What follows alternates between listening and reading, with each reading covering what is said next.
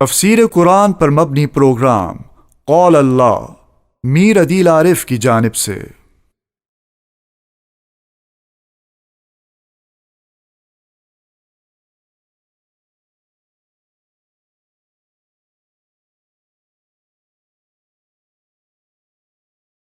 بسم اللہ الرحمن الرحیم، نحمدہ ونصلی علی رسول الکریم۔ آذان ٹی وی کے پروگرام قول اللہ میں آج ہم سورۃ انعام کی 8ویں رکوع کی تفسیر کو بیان کریں گے۔ چونکہ قرآن کا نزول اس ترتیب سے نہیں ہوا ہے جس ترتیب سے آج قرآن ہمارے سامنے موجود ہے، بلکہ قرآن کا نزول مختلف واقعات اور مختلف حالات کے پیش نظر ہوتا رہا ہے، اور کہیں یہاں پر یہ سلسلہ آیتوں کا مختصر نزول ہوا ہے، کہیں پر یہ لمبی چیزیں اور لمبے رکوع نازل ہوئے ہیں۔ قرآن مجید جب نازل ہونا شروع ہوا تھا تو یہ کوئی باقاعدہ لوح میں، کتاب میں لکھی ہوئی چیز نہیں تھی، اگرچہ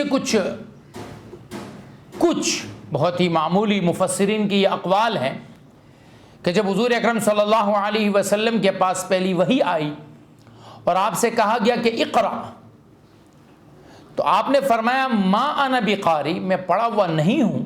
تو چونکہ آپ کے سامنے ایک تحریر لائی گئی تھی اور اس تحریر کو آپ پڑھ نہیں پائے تھے، تو آپ نے فرمایا ما انا بقاری۔ لیکن یہ جو بات ہے اس کو جمہور مفسرین نے اور جمہور علماء نے قبول نہیں کیا، کیونکہ قرآن مجید میں یا احادیث مطہرہ میں جب بھی زبانی پڑھنے کے بارے میں کوئی بات آتی ہے تو وہاں پر یہ کہا جاتا ہے من قرأ قل واللہ احد 10 مرات، جو 10 مرتبہ قل اللہ احد پڑھے گا تو اس کے لیے جنت میں ایک محل تیار کیا جائے گا۔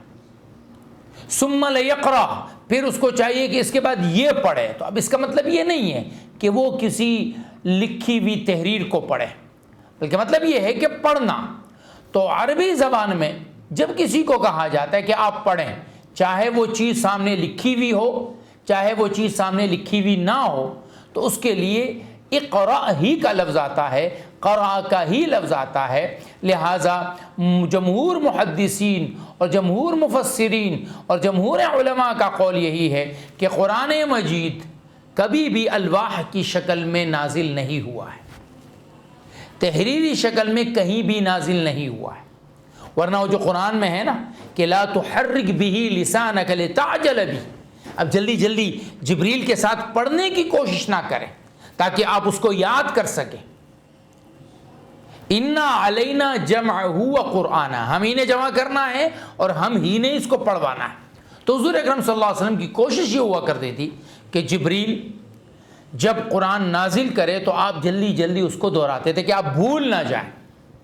اتنی بڑی ذمہ داری، مثال میں آپ کو عرض کرتا ہوں، موجودہ زمانے میں آپ موبائل فون پر، سیل فون پر کسی سے بات کر رہے ہیں تو وہ آگے سے آپ کو ایک نمبر بتاتا ہے کہ جی یہ نمبر نوٹ کر لیں یا یہ پتہ نوٹ کر لیں، تو آپ کو پاس کوئی ایسی چیز نہیں ہوتی ہے کہ آپ اس کو نہ نوٹ کر سکے، تو آپ کیا کرتے ہیں کہ جلدی جلدی سے اس کو دہرانا شروع کرتے ہیں۔ تو اللہ نے فرمایا دہرائیں نہیں، ہم ہی اس کو جمع کریں گے اور ہم ہی اس کو آپ سے پڑھوائیں گے۔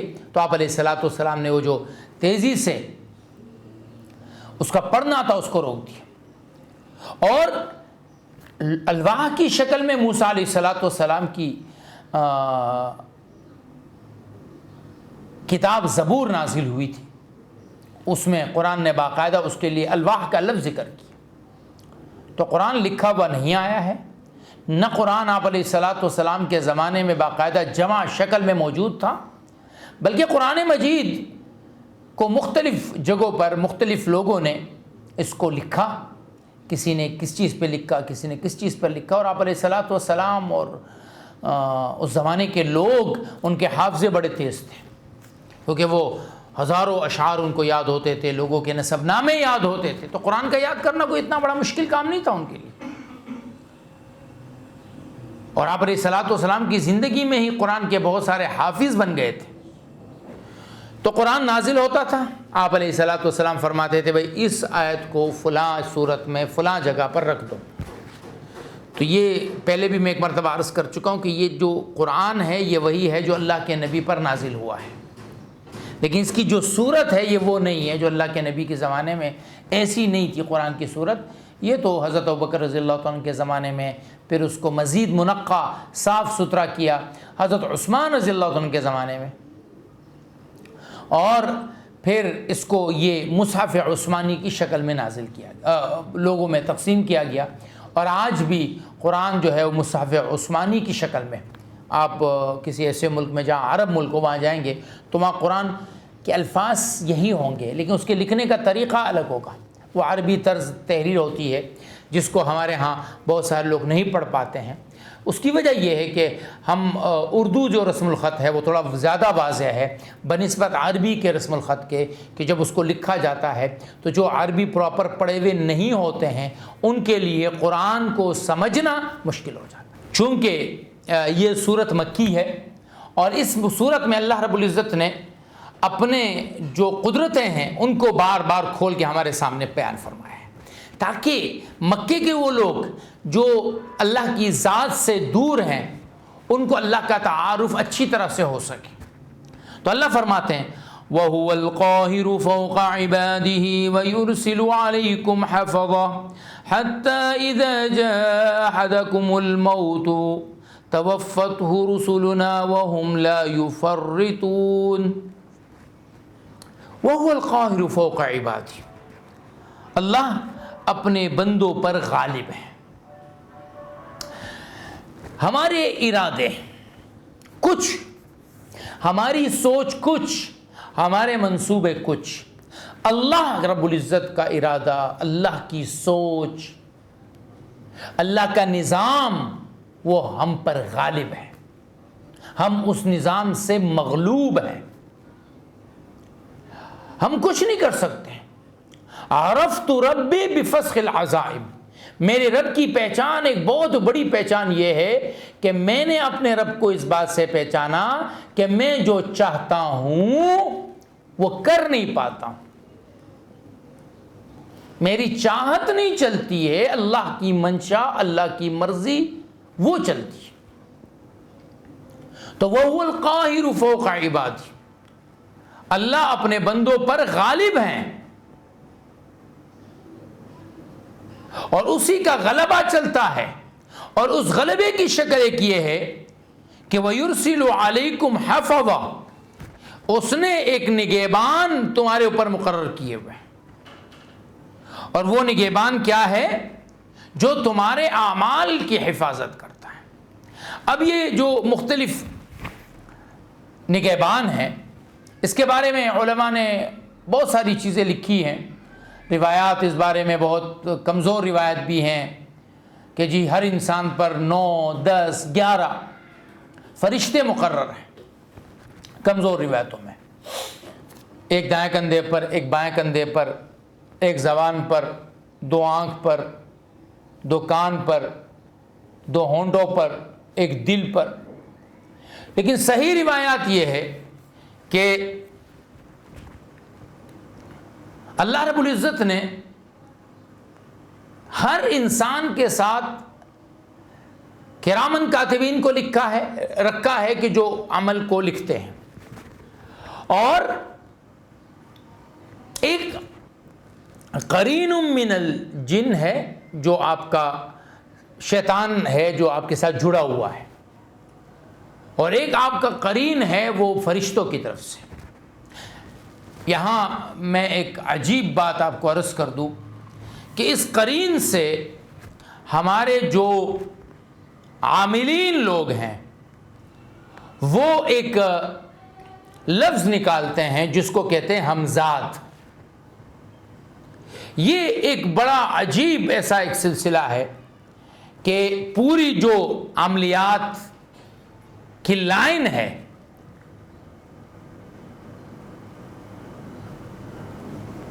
وہ اس ہمزاد پر کھڑی ہے.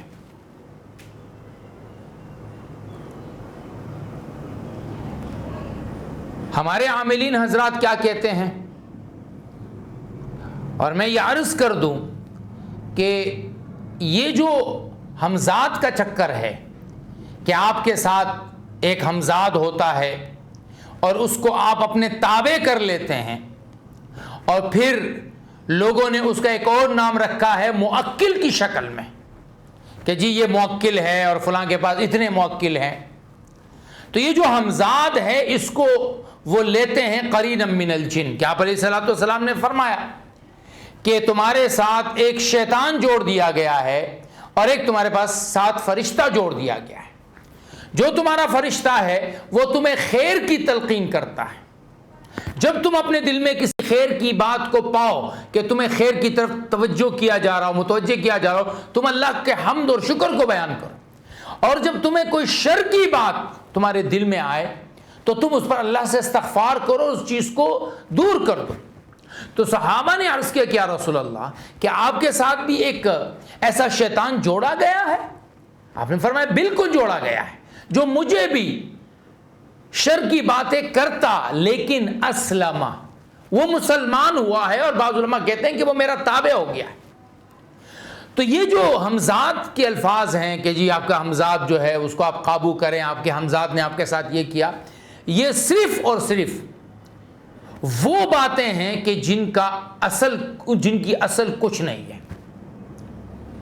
یہ وہ باتیں ہیں کہ جس کی بنیاد پر یہ پوری عمارت کھڑی کی گئی ہے، لیکن اس عمارت کی اصل کوئی نہیں ہے۔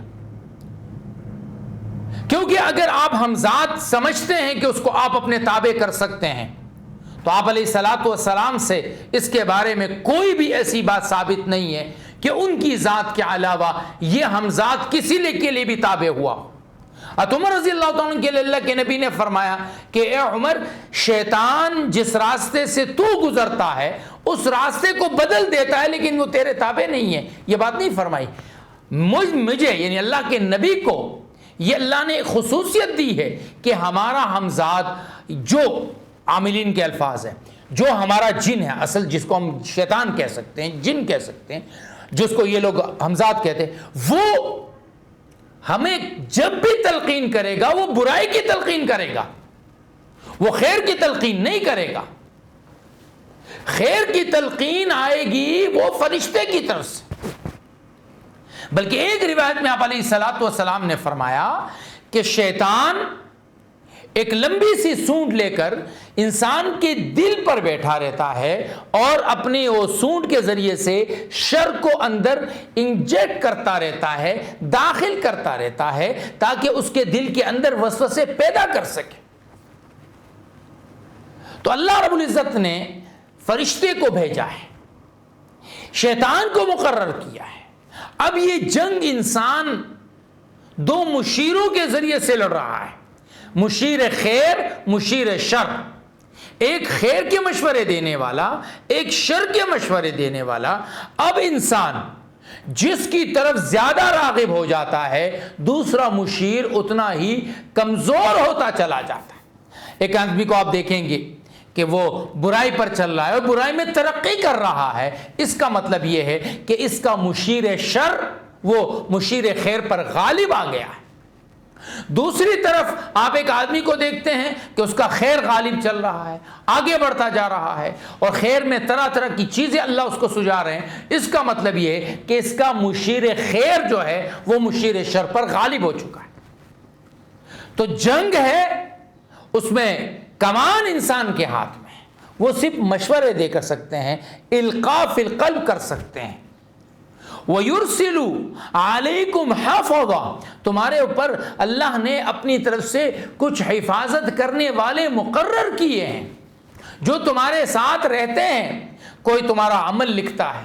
نبی کریم صلی اللہ علیہ وسلم نے فرمایا کہ فجر کی نماز اور عصر کی نماز یہ فرشتوں کے حضور کی نماز ہوتی ہے، کہ فجر کے وقت بھی فرشتے تبدیل ہوتے ہیں، وہاں دونوں فرشتے تمہاری نماز کے وقت حاضر ہو جاتے ہیں۔ عصر کے وقت بھی فرشتوں کی تبدیلی کا وقت ہوتا ہے، تو وہ دونوں فرشتے، دن والے رات والے، دونوں تمہارے عمل کے وقت حاضر ہوتے ہیں۔ حتی اذا جاء احدکم الموت، جب تم میں سے کسی ایک کے موت کا وقت آتا ہے، توفتہ رسلنا، ہمارے فرشتے اس کی روح کو قبض کرتے ہیں، وہم لا یفرطون، وہ کوتاہی نہیں کرتے۔ روح انسان جب قبض ہوتی ہے تو پھر اس وقت انسان کی کیفیت کیا ہے؟ علماء نے لکھا ہے کہ موت کے وقت کی جو سختی ہے وہ بہت سخت ہے، بلکہ بعض علماء نے تو یہاں تک لکھا ہے کہ اگر ایک ہی جگہ پر 360 تلواریں ایک ساتھ پڑے تو اس جگہ میں درد اور تکلیف کی شدت کتنی ہوگی، یہ بات کوئی سمجھ نہیں سکتا۔ وہ تکلیف وہی آدمی محسوس کر سکتا ہے جس تک وہ تکلیف آئی ہے۔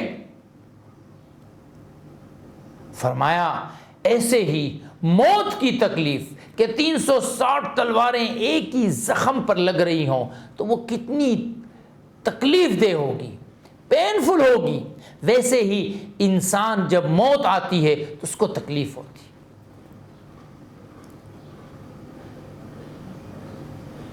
ہمارے ہاں ایک روایت بڑی مشہور کی گئی ہے کہ جب حضور صلی اللہ علیہ وسلم کے انتقال کا وقت آیا تو آپ علیہ الصلاۃ والسلام کے پاس اسرائیل آئے، اسرائیل نے آپ کی روح کو قبض کرنا چاہا، تو جب تکلیف بڑھی تو آپ نے فرمایا کہ اے اسرائیل، کیا یہ تکلیف میری تمام امت کو ہوگی؟ تو جی اسرائیل نے عرض کیا جی ہاں یا رسول اللہ، یہ تکلیف تمام امت کو ہوگی۔ تو آپ نے فرمایا کہ اے اسرائیل، تو مجھے میری تکلیف کو بڑھا دے لیکن میری امت کی تکلیف کو ختم کر دے، ان کو نہ ہو۔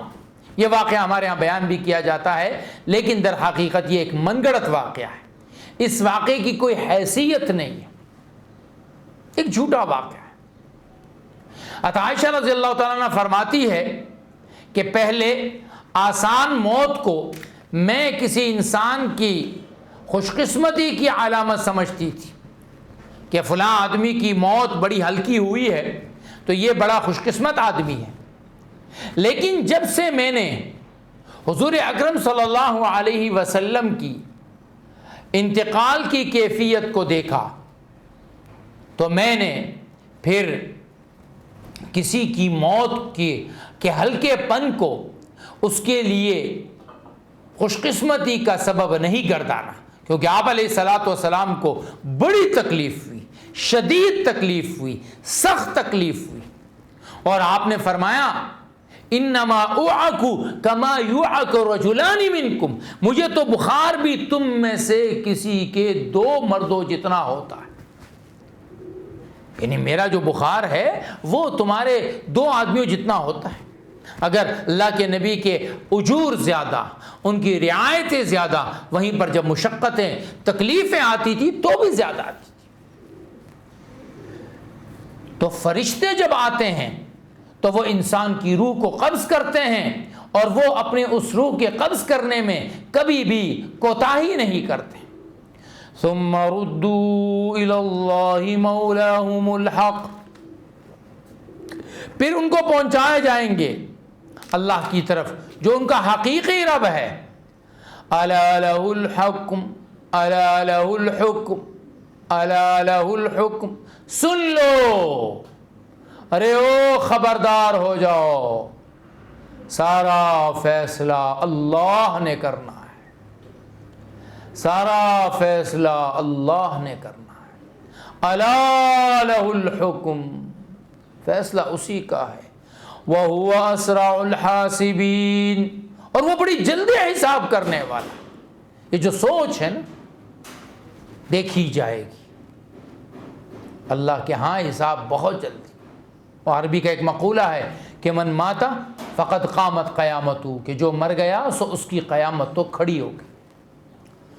قل من ينجيكم من ظلمات البر والبحر تدعونه تضرعا وخفيا لئن انجانا من هذه لنكونن من الشاکرین قل من ينجيكم من ظلمات البر والبحر، کون جو تمہیں خشکی اور تری کے اندھیروں میں سے بچاتا ہے۔ کشتیاں چلی اور پھر چاروں طرف اندھیرا ہوتا ہے، سمندر کے بیچ میں ادھر بھی پانی، ادھر بھی پانی، ادھر بھی پانی، ادھر بھی پانی، کچھ نظر نہیں آتا۔ پھر اس پر رات کا اندھیرا آ جائے، پھر اس پر بادل آ جائیں، پھر اس پر موجیں لہرائیں۔ یہ تو وہی آدمی سمجھ سکتا ہے جو اس تجربے سے گزر چکا۔ ہم 2001 میں افریقہ گئے تھے تو ہمیں ایک رات ایسا سفر کرنے کا موقع ملا، یعنی اس صدی میں جب ٹیکنالوجی اتنی آگے بڑھ گئی، گف اندھیرا کچھ بھی نہیں، یعنی ہاتھ کو ہاتھ سجائی نہ دے، برابر میں کون بیٹھا ہے پتہ نہیں، اوپر سے بارش شروع ہو گئی، کشتی والوں نے بڑے بڑے ٹاٹ جو ہے بچھا دیے، اب اور اندھیرا۔ اب ایسے وقت میں کس کو پکارا جاتا ہے؟ تو وہ مشرکین جو خشکی پر دیگر خداؤں کو پکارتے تھے، وہ بھی جب سمندر میں آتے تھے تو رب کو پکارنا شروع کرتے تھے۔ تدعونہ تضرعا وخفیا، تم اسی اللہ کو پکارتے ہو تضرعا، بہت زیادہ گڑ گڑا کے، وخفیا، چپ چپ کے۔ یہ ہے وہ چابی، یہ ہے وہ چابی جس کی تلاش میں ہم سب اس وقت مصیبتوں میں گرفتار ہو گئے۔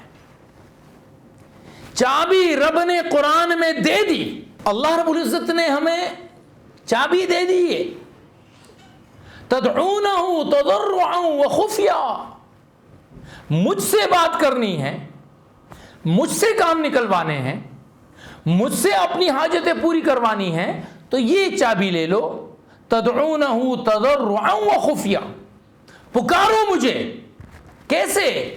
گڑ گڑا کے، چپ کے، پتہ چلے کہ ہم بھی تم میں بھی راحتی، ہم بھی تم میں بھی چاہتی، کبھی ہم بھی تم بھی تھے آشنا، تمہیں یاد ہو کہ نہ یاد ہو، میں ہوں تیرا رب، اور تو بندہ بن کے تضرعا وخفیا، پکارو تو صحیح، تھوڑی تیری گڑگڑاہٹ تو میں سنوں، تھوڑا تیرا چپکے سے میرا پکارنا وہ مجھے بھاتا ہے۔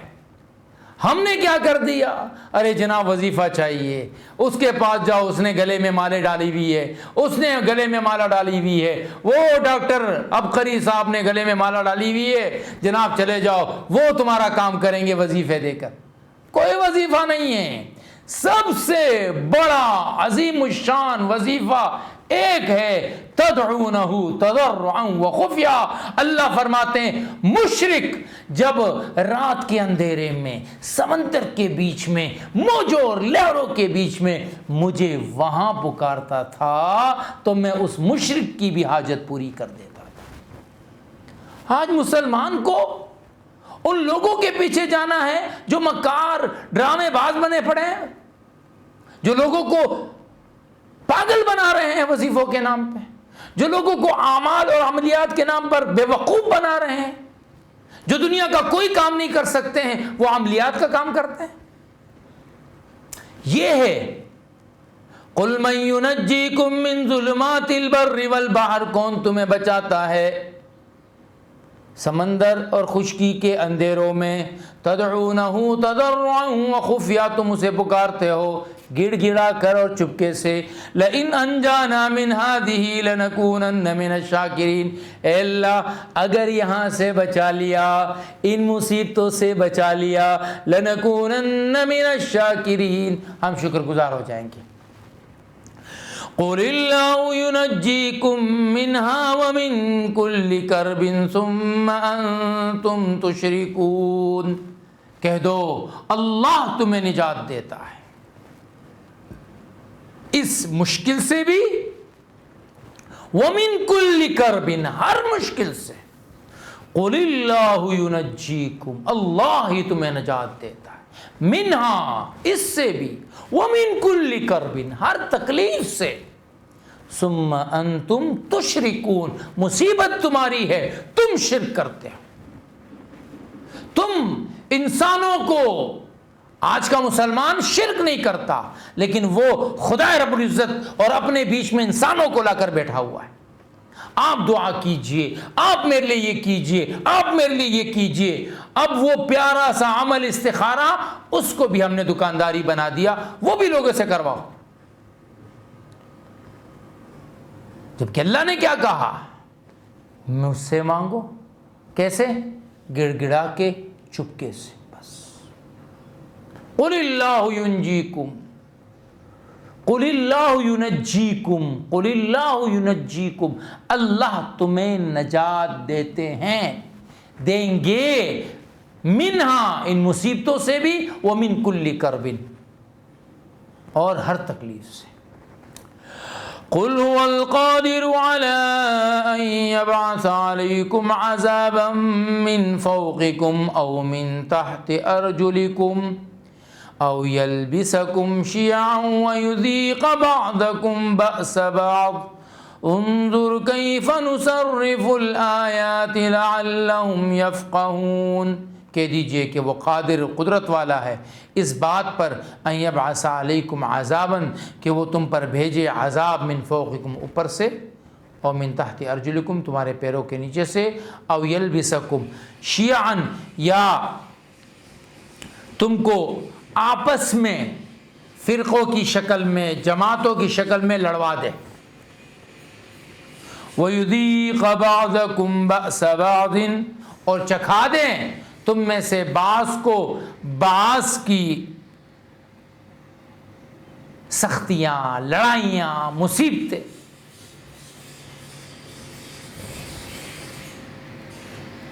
یہ جو ایک دوسرے کی مصیبتیں ہیں، یہ بہت بڑی مصیبت ہے۔ حضور اکرم صلی اللہ علیہ وسلم نے اللہ سے مانگا کہ یا اللہ مجھ کو میری امت کا آپس میں لڑنا یہ قبول نہیں ہے، باقی سب کچھ ہو جائے لیکن یہ آپس میں لڑے نہیں۔ اللہ نے فرمایا نہیں، یہ نہیں ہو سکتا، یہ آپس میں لڑیں گے۔ کوئی دشمن پر غالب نہ آئے، قبول کر لیا، کوئی عذاب ان پر نہ آئے، قبول کر لیا، لیکن یہ آپس میں نہ لڑے، اللہ نے یہ دعا قبول نہیں کی۔ انظر کیف نصرف الآیات، ان سے کہہ دیجئے کہ کیسے ہم اپنی آیتوں کو چلاتے ہیں، سامنے لاتے ہیں، بیان کرتے ہیں، اور یہ اس لیے کرتے ہیں لعلہم یفقہون تاکہ تمہارے اندر سمجھ آئے، تم خدا رب العزت کی قدرتوں کو سمجھ بیٹھو۔ وَكَذَّبَ بِهِ قَوْمُكَ وَهُوَ الْحَقُّ تمہاری قوم نے اس کو جھٹلایا جبکہ یہ سچی باتیں ہیں۔ قُل لَّسْتُ عَلَيْكُمْ بِوَكِيلٍ کہہ دیجئے میں تمہارا ذمہ دار نہیں ہوں، عمل تو تمہارے ہیں، میں تمہارا ذمہ دار نہیں ہوں۔ جو آدمی جو عمل کرتا ہے وہ عمل وہ اپنی ذات کا کرتا ہے۔ اللہ نے نبی کو بات پہنچانے والا بنایا ہے، نبی کو ذمہ داری نہیں دی کہ تم نے لوگوں کو اس پر چلانا ہے، کھینچ کے لانا ہے، وہ نہیں آئیں گے تو تیری ذمہ داری ہوگی۔ لست علیکم بوکیل میں تمہارے ان ذمہ دار نہیں ہوں کہ تمہارے ہر عمل کی ذمہ داری کروں۔ لِكُلِّ نَبَإٍ مُسْتَقَرٌّ وَسَوْفَ تَعْلَمُونَ ہر کام کا اللہ نے ایک وقت مقرر کیا ہوا ہے، ہر کام کا ایک وقت مقرر ہے۔ 2021 مارچ کا مہینہ، رمضان کا قرب، کورونا کے ساتھ ہمیں 15 مہینے ہو گئے۔ کس نے سوچا تھا کہ ایک ایسا وقت آئے گا کہ دنیا بھر میں ایک خوف کی علامت، ایک ایسی چیز بنے گی کہ جو کسی کو نظر بھی نہیں آئے گی۔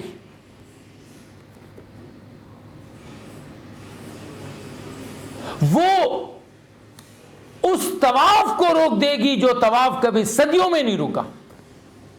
وہ اس حج کو روک دے گی، بیماری جو حج رکتا نہیں تھا، وہ قوموں کو اتنا خوفزدہ کر دے گی کہ قومیں جو لوگوں کو بلا رہی تھی آؤ آؤ میرے ملک آؤ میرے ملک آؤ میرے ملک آؤ، اب کہتے ہیں مت آؤ مت آؤ مت آؤ مت آؤ مت آؤ، آنا ہے تو ویکسین لگا کے آؤ، اور پھر ویکسین میں پتہ نہیں کیا ہے، کوئی کہتا ہے جی یہ ہو گیا وہ ہو گیا ایسے ہو گیا، بھائی بیماری کہاں سے آئی؟ یہ تو فلانے نے کیا فلانے کیا فلانے کیا۔ اللہ فرماتے ہیں نہیں، لِكُلِّ نَبَإٍ مُسْتَقَرٍ، ہر واقعہ اپنے وقت مقرر پر پیش آتا ہے۔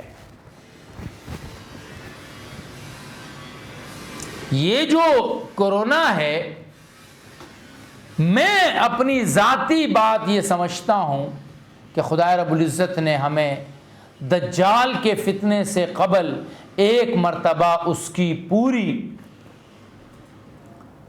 ریہرسل کروا لی ہے، آزمائش کروا لی۔ ایک زمانہ آنے والا ہے جب کوئی آدمی اپنے گھر سے باہر نہیں نکل پائے گا،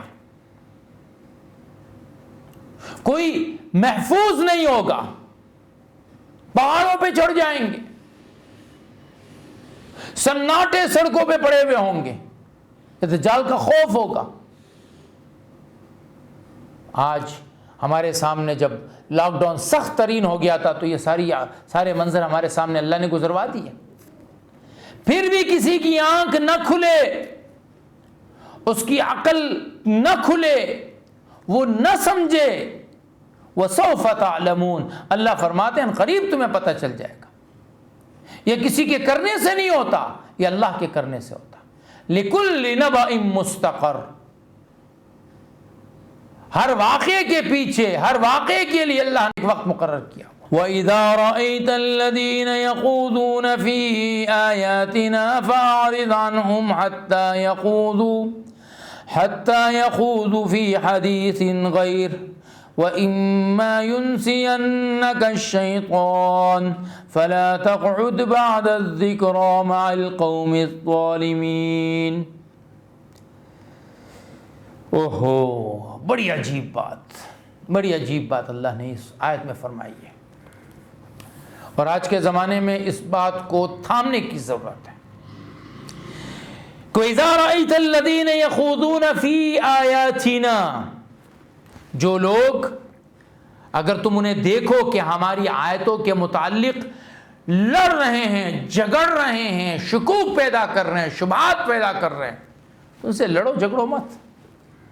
فَأَعْرِضْ عَنْهُمْ، ان سے اعراض کر، حَتَّى يَخُوضُوا فِي حَدِيثٍ غَيْرِهِ، کسی اور بات میں جب وہ بات بحث کرنے لگے تو بات کر لینا ہماری آیتوں کے متعلق، ہماری ان باتوں کے متعلق جو جس میں جس طرح کی بات کرنی چاہیے اس طرح سے نہ کریں۔ جیسے آج کل ایک عجیب سا ٹرینڈ چل پڑا ہے کہ آپ صحابہ کی ذات پر بات کریں، آپ تابعین پر بات کریں، آپ محدثین پر بات کریں، آپ فقہاء علماء پر بات کریں، اور آپ ان کو رد کریں تو آپ کے ہم نوا بڑے ہو جاتے ہیں۔ ہاں جی، ان مولویوں نے، ان محدثین نے یوں کر دیا یوں کر دیا یوں کر دیا۔ میں گزشتہ کچھ عرصے سے فیس بک کو تھوڑا کثرت سے استعمال کرنے لگا ہوں، کیونکہ کچھ لوگ ہیں جو فیس بک پہ بیٹھ کر احادیث کے متعلق اور آپ علیہ الصلوۃ والسلام کی وہ روایات جو صحیح سندوں سے ثابت ہے اس کے متعلق بہت کچھ لکھتے ہیں، اور میں نے ان کے خلاف لکھنا شروع کیا ہے۔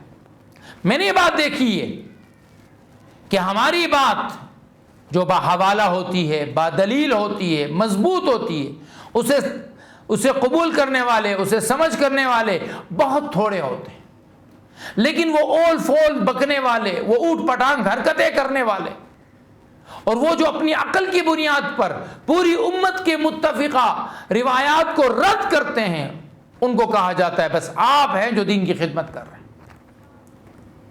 کیا آپ سمجھتے ہیں کہ اللہ نے ان چیزوں کو ذکر نہیں کیا ہے؟ بالکل کیا ہے۔ وَإِذَا رَأَيْتَ الَّذِينَ يَخُوضُونَ فِي آيَاتِنَا فَأَعْرِضْ عَنْهُمْ، جب تم کسی کو دیکھو کہ وہ ہماری آیتوں میں ایسے گھستے ہیں کہ ان کو اس گھسنے کا حق نہیں ہے،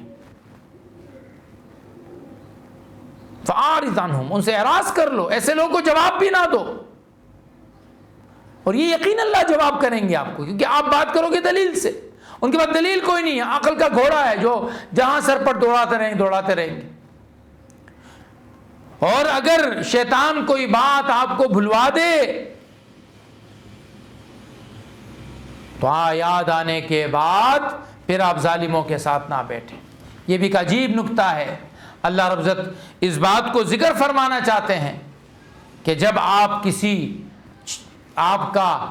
اللہ کے حکم کو بھولنے لگے، آپ کے حافظے میں سے اللہ کے احکامات، نبی کے طریقے، سنتیں نکلنے لگے، تو سمجھ لو یہ تمہاری بری صحبت کا اثر ہے. الوحدۃ خیر من جلیس السوء. بعض روایت میں آتا ہے تنہائی برے ہم نشین سے زیادہ بہتر ہے. آپ کسی برے ہم نشین کے ساتھ بیٹھیں، اس سے بہتر یہ ہے کہ آپ خاموش ہو کر تنہا ہو کے بیٹھ جائیں، نہ بیٹھیں ان کے ساتھ. وَمَا عَلَى الَّذِينَ يَتَّقُونَ مِنْ حِسَابِهِمْ مِنْ شَيْءٍ وَلَكِنْ ذِكْرَى لَعَلَّهُمْ يَتَّقُونَ. ہماری ذمہ داری پوری ہو گئی، ہماری ذمہ داری پوری ہو گئی. وہ کیا ہے؟ وَمَا عَلَى الَّذِينَ يَتَّقُونَ مِنْ حِسَابِهِمْ مِنْ شَيْءٍ. یہ لوگ جو غلط طور پر قرآن، اسلام، ایمان کے بارے میں جھگڑ رہے ہیں، ان کا حساب اہل تقوی اور اہل علم سے نہیں لیا جائے گا. ان سے نہیں پوچھا جائے گا یہ راہ ہدایت پر کیوں نہیں آئے. وَلَكِنْ ذِكْرَى. ان کا کام کیا ہے؟ یاد دہانی کرانی ہے. او بھائی ایسا مت کرو، بد کرو، لعلہم یتقون، اللہ سے ڈرو. نہ کری جی، نہ کری، اینجتے نہ کری، خدا کا واسطہ ایسا نہ کریں، غلط راہ پہ چل رہے ہیں، خدا کے لیے چھوڑ دیں. بس بھائی اس کی دلیل یہ ہے، اس کی دلیل یہ ہے، نہیں مانتا، میں تو نہ مانوں. آپ نہیں مانتے ہیں، ولیکن ذکرہ. ہمارے ذمے کیا ہے؟ ہمارے ذمے صرف اور صرف آپ کو یاد دہانی کرنی ہے. لعلہم یتقون. اب آپ نے رخ کو درست کرنا یا نہیں کرنا، یہ آپ کا کام ہے. وَذَرِ الَّذِينَ اتَّخَذُوا دِينَهُمْ لَعِبًا وَلَهْوًا وَغَرَّتْهُمُ الْحَيَاةُ الدُّنْيَا وَذَكِّرْ بِهِ أَن تُبْصِرَ نَفْسٌ بِمَا كَسَبَتْ لَيْسَ لَهَا مِن دُونِ اللَّهِ وَلِيٌّ وَلَا شَفِيعٌ. وَذَرِ الَّذِينَ. چھوڑ دیجئے ان لوگوں کو، اتخذوا دینہم، جنہوں نے اپنے دین کو پکڑ لیا ہے، لعبا، کھیل، ولہوا، تماشا، اپنے دین کو کھیل تماشا بنا دیا ہے. وغرتہم الحیات الدنیا. دنیا کی زندگی کی چند دنوں کی خوشی نے ان کو دھوکے میں ڈال دیا ہے.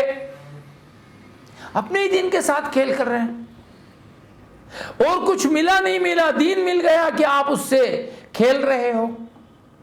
وَذَرِ الَّذِينَ. اللہ فرماتے ہیں چھوڑ دو ان لوگوں کو، اتخذوا دینہم، جنہوں نے بنا دیا اپنے دین کو، لعبا، کھیل، ولہوا، تماشا، وغرتہم الحیات الدنیا، ان کو دھوکے میں ڈالا ہے کس نے؟ دنیا کی زندگی نے. وذکر بھی، ان کی اندہانی کرا دو، ان تبصر نفس، کے گرفتار نہ ہو جائے نفس، بما کسبت، اپنے کیے ہوئے پر، لیس لہا من دون اللہ ولی ولا شفیع، پھر نہ کوئی اللہ کے سوا حمایتی ہوگا نہ سفارش کرنے والا. وَإِن تَعْدِلْ كُلَّ عَدْلٍ لَا يُؤْخَذْ مِنْهَا. جتنا بھی اپنے بدلے میں کچھ دینا چاہے وہ اللہ ان سے قبول نہیں کریں گے. اولئک الذین ابسلوا بما کسبوا. یہ وہ لوگ ہیں جن کو گرفتار کیا گیا ان کے اعمال کی وجہ سے. لہم شراب من حمیم، ان کو گرم پانی پینا ہوگا، وعذاب علیم، اور دردناک عذاب ہوگا، بما کانوا یکفرون، اس بات پر کہ جو انہوں نے دنیا میں کفر کیا ہے۔ میں میرے عمل پر گرفتار کیا جاؤں گا، میں آپ کے عمل پہ نہیں گرفتار کیا جاؤں گا۔ لا تزر وازرۃ وزر اخری، کوئی آدمی دوسرے کا بوجھ نہیں اٹھائے گا۔ میں نے جو گناہ کیے، میں نے جو برائی کی ہے، میں نے جو غلطیاں کی ہے، میں اس کو بھگتوں گا، اور وہ مجھے بھگتنی پڑے گی۔ آپ کو آپ کی باتیں بھگتنی پڑے گی۔ ہم ایک دوسرے کے عملوں پر نہ پکڑے جائیں گے، نہ ہمیں سزا ملے گی، نہ اللہ ہم سے پوچھیں گے۔ اس لیے اگر میرے ذمے بات کا پہنچانا ہے تو میں کوشش کروں کہ جتنے اچھے طریقے سے ادعو الی سبیل ربک بالحکمہ میں پہنچا سکوں پہنچا دوں گا۔ اگر میرے پہنچانے میں خطا، غلطی، کوتاہی ہو گئی تو کسی نہ کسی حد تک میں نے اپنی ذمہ داری پوری کی ہے، اب میری پکڑ آپ کے گناہ کی وجہ سے نہیں ہوگی۔ اور جب وہ لوگ جو اپنے دین کو کھیل کود بنا رہے ہیں اور اس کے بارے میں ایسی باتیں کر رہے ہیں، جب ان کی پکڑ ہوگی تو بڑی دردناک پکڑ ہوگی، بڑی سخت پکڑ ہوگی اللہ کے ہاں۔ پھر لہم شراب من حمیم، کھولتا ہوا پانی، کھولتی ہوئی چیزیں یہ ان کو پلائی جائیں گی۔ وعذاب علیم، دردناک عذاب ہوگا، بما کانوا یکفرون، جو انہوں نے کفر کیا ہوگا۔ اللہ رب العزت ہمیں صحیح سمجھ نصیب فرمائے، صحیح بات کرنے کی توفیق نصیب فرمائے۔ ہمارے ایک بزرگ کا قول یاد آیا، عرض کرتا ہوا چلو، انہیں فرمایا اللہ سے کبھی بھی یہ دعا مت کرنا کہ اللہ مجھ سے دین کا کام لے لے، کیونکہ ہو سکتا ہے کہ آپ جسے دین کا کام سمجھ رہے ہیں وہ دین کا کام نہ ہو۔ اللہ سے یہ دعا کیجئے کہ یا اللہ مجھ سے نہج نبوت کے مطابق کام لے لیجئے، کہ پھر آپ کی کامیابی بھی ہے، آپ کو اللہ کے ہاں عزت بھی ملے گی، اور آپ کی دعوت سے لوگوں کا مسلمان ہونا یا لوگوں کا اسلام میں داخل ہونا یا لوگوں کا گناہوں کو چھوڑنا یہ ضروری نہیں ہے، صرف اتنا ضروری ہے کہ وہ آپ ان تک بات کو صحیح طرح سے پہنچا سکے۔ اللہ ہم سب کو سمجھ بھی نصیب فرمائے، عمل کی توفیق بھی نصیب فرمائے۔ وآخر دعوانا ان الحمدللہ رب العالمین۔ تفسیر قرآن پر مبنی پروگرام قول اللہ میر عدیل عارف کی جانب سے